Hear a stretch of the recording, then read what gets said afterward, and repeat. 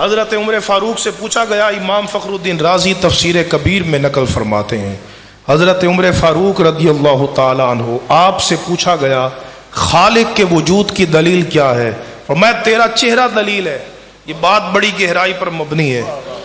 حضرت فاروق اعظم فرما رہے ہیں جن کو میرے آقا نے اپنا بچا ہوا دودھ عطا فرمایا اور عرض کی حضور اس دودھ کی کیا تعبیر ہے؟ فرمایا یہ علم مصطفی کا فیضان ہے جو میں نے عمر کو عطا فرما دیا ہے۔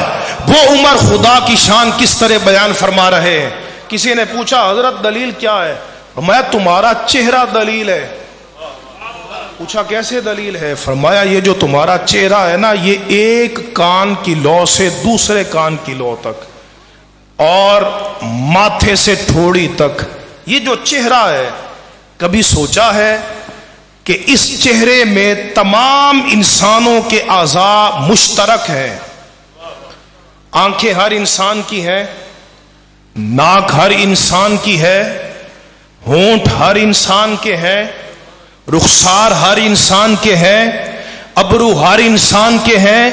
جب اعضاء مشترک ہوں تو شکل بھی ایک جیسی آنی چاہیے، شکل بھی ایک جیسی آنی چاہیے، اعضاء مشترک ہوں۔ لیکن فرمایا کتنی بڑی دلیل ہے یہ تیرے خالق کے وجود کی کہ جس نے اعضاء کے اشتراک کے باوجود جیسے چاہا تجھے ماں کے پیٹ کے اندر شکل اور صورت عطا فرمایا۔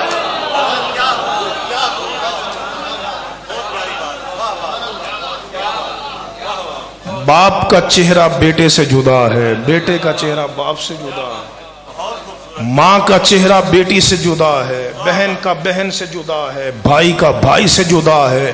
یہاں کتنے انسان بیٹھے ہیں، کسی ایک کی شکل دوسرے سے نہیں ملتی، مشرق والوں کی مغرب والوں سے نہیں ملتی، اولین کی آخرین سے نہیں ملتی۔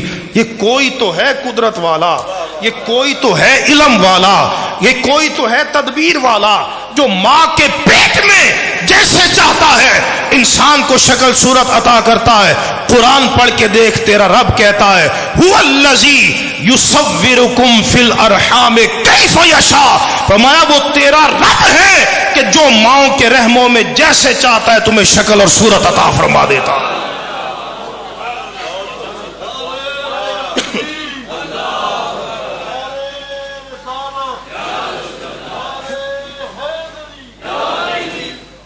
پھر قرآن پڑھ، قرآن مجید میں تیرے رب نے تجھے پھر غور و فکر کی دعوت دی ہے۔